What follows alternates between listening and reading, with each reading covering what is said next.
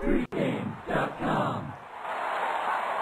The Raptors always flame out in the playoffs, but according to you, this is the year it changes. This is Brad Powers, Pregame.com studios, just off the Vegas Strip. We're talking NBA futures, specifically the Eastern Conference. And Fez, you think there's value on Toronto 3-1? LeBron James has made and won the Eastern Conference Finals 7 straight years. Tell me why you like the Raptors. Good news for our Canadian friends. Your hockey team let you down. Your curling teams let you down. But the Toronto Raptors, 3-1, great value. And it's all about the Raptors, a Canadian team, being the best team in the East right now. Look at the stats on this team. They're outscoring their opponents by 8 points per game. This puts them in elite status with the Golden States of the league, with the Houston Rockets of the league. Those three teams are dominant in the stats versus all the other teams, including the Cleveland Cavaliers and the Boston Celtics.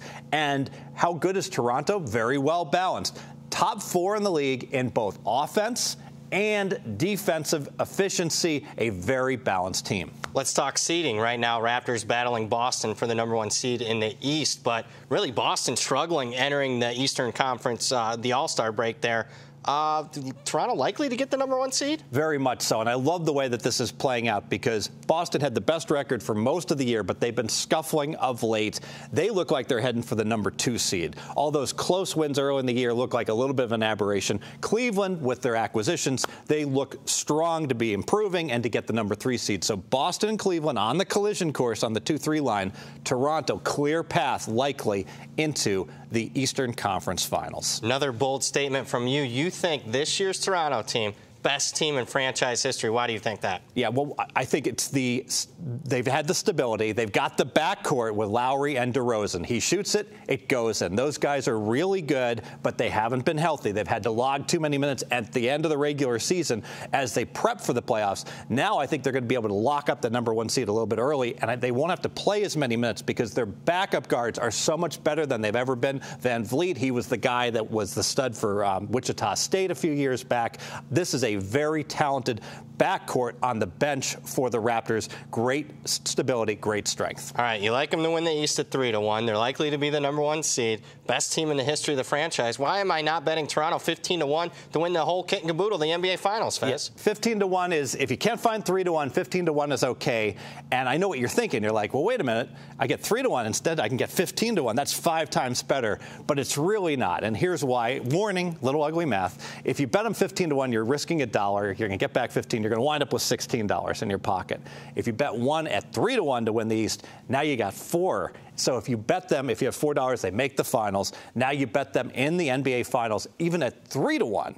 And I think you get a lot more if it's Golden State, frankly. Now you at 3-1, you win 12, and you wind up with 16 again. But they might be, plus 425 against Golden State. So I think that it's a little bit short getting, long story short, getting 15-1 versus getting 3-1. How about your second main reason why you like the Raptors? Huge problems for Cleveland and Boston in terms of stability and in terms of their overall youth. I think both are extremely vulnerable because you look at the roster changes for these squads. Cleveland's roster completely turned over, 4 new guys coming in. Boston, though, they only got 4 guys back from last year, so they have their same problems in terms of learning to play together and that stability. And the youth of both squads, you take a look, Boston has 2 guys that are 19 and 20 in their starting lineup. Obviously, all the acquisitions. Cleveland just got a lot of really young guys. I don't know how well that's going to mesh in the playoffs. Let's talk power ratings. You post them each and every week in the forums. Cleveland, obviously, the biggest threat. Toronto, in my opinion, I think everyone's opinion. Where do you have those 2 teams currently in your power ratings? So right now, I have Toronto 7.5 points better than an average team. I only have Cleveland right around 4 points better. So there's a 3.5 point gap. Now, I get it. Cleveland's likely to get better as their acquisitions, Nance, Clarkson, etc., go ahead. He'll get into playing with their new teammates, and I expect Cleveland to get better over the course of the season, March and April. And then further, we hit the playoffs. LeBron turns the on switch on, and they're going to get even better. And they may well, by playoff time, be the better team. But it is beyond a leap of faith to think that they're going to be a significantly better team than this Raptor team that in prior years had been on par with these teams during the regular season, maybe a little bit worse. Now they're light years better. All right, Fez, let's go ahead and make it official. Let's make it official. Toronto has been the best team in the East all year long. This is the best Raptors team that we have seen, and they're healthy. And Boston and Cleveland have suspect stats and huge lineup changes. The Fezmath says back Toronto 3-1 to win the East. More videos, pregame.com.